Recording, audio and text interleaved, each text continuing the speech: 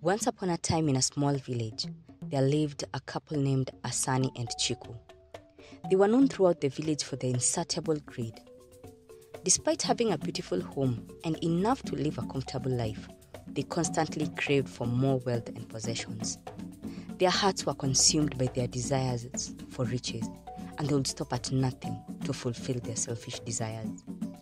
One fateful day, as Chiku was toiling in their small garden, she stumbled upon a peculiar-looking calabash, hidden beneath the overgrown bushes. Curiosity got the better of her, and she picked it up and noticed a strange engravings on its surface. The calabash seemed ordinary enough, but little did Chiku know that it possessed a magical secret. Chiku rushed home and excitedly showed the calabash to Asani, who immediately thought of how much they could sell it and make some extra coins. At night, as Chiku was heading to bed, she dropped some coins that she had made from the farm produce that she had sold at the market and dropped them inside the calabash to safekeep them till the next day. When she woke up in the morning, Chiku went to get the coins that she had dropped in the calabash, but lo! She found so many coins than the ones she had placed inside. She shouted at Asani and asked him if he was the one that added some more coins in the calabash.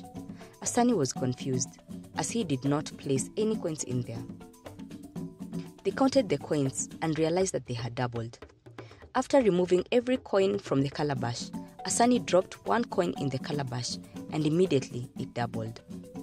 Recognizing its potential, with a wicked grin, Chiku whispered, "If this calabash can multiply whatever we put inside, we will become the wealthiest couple in the world. We can have anything we desire." As they continued to speculate on the calabash, and when they cleaned the calabash, they noticed its writings. "Beware that greed does not consume you." They did not put much thought into this, and then they started planning on how they can be rich. Their greed sparked a plan in their hearts. The next day, they gathered all the coins and placed them inside the calabash. To their astonishment, the coins multiplied, filling the calabash to the brim with glittering wealth. Asani and Chiku danced with joy, envisioning a life of opulence and grandeur. Word of the magical calabash spread through the village like wildfire. People came from far and wide, bringing their own possessions to be multiplied. The greedy couple seized the opportunity and charged exorbitant fees to multiply others' treasures. They grew wealthy by the day, building a magnificent mansion and acquiring precious gems, lavish garments, and all the luxuries their hearts desired. But as their wealth grew, so did their greed. They became arrogant and cruel, looking down upon the villagers who sought their help. To amass more wealth, Asani and Chiku started swindling the villagers, both rich and poor, sick and healthy. They gave empty promises to the villagers and started stealing to double the wealth that they had already acquired. More and more villagers came to know of the calabash of wealth, and they tried asking for help from Asani and Chiku. They begged them to multiply, but they all ended up being swindled, with their new slogan being, "Money is sweet, it deserves to be in our hands." One day, an old widow came to Asani and Chiku to ask for help. She begged them to help her with some money to treat her only child, but Asani and Chiku would hear none of that. She requested then they help her double her amount many times to meet the required medical bill. They agreed to this and started doubling the amount. After it got to a large amount, Chiku gave the widow her 2 coins back and 3 extra ones. The widow was shocked, not believing her eyes. Evil laugh and grin. Asani told the woman, "That is what belongs to you and your interest." They unanimously said, "Money is sweet, it deserves to be in our hands." The widowed woman became very sad and left in tears. News of how Asani and Chiku swindled the old widow spread around the village. The widow, due to inability to raise the payment for the hospital bill, resulted to her losing her only child. The villagers, burdened by the couple's greed and the injustice they caused to the widow, they approached an elderly sage known for his wisdom.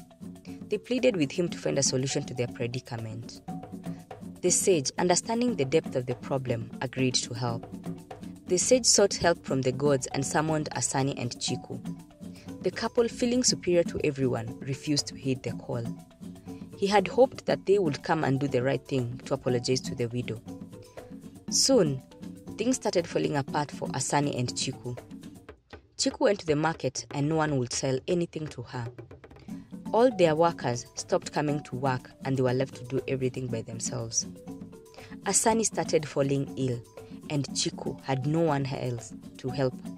She stopped farming as she did not have any laborers, and now Asani was sick and she could not be able to do it alone. They were left with a small garden that was their only source of food. And with Chiku being the only person farming on that garden, they had very little food from their farm. As season changed, they were unable to get good produce as no one would sell to them even fertilizers. Asani continued to get sick more and more, and Chiku's life became miserable, even with the enormous wealth that they had acquired. They could not feed themselves for days and they were starving. Asani continued getting sick and he did not get better, even after the many medications. Realizing their folly, Asani and Chiku were consumed by regret and shame. They returned all the ill-gotten wealth, vowing to use their remaining days to make amends and help the villagers they had exploited. They looked for the widow and they apologized for their evil action and gave her all the money that they had multiplied from her money.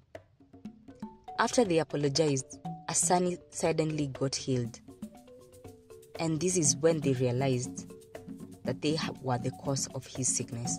They apologized to the entire village and gave out all the wealth they had gotten from the calabash and surrendered the calabash to the village king. From that day forward, the calabash of wealth became a symbol of generosity and selflessness.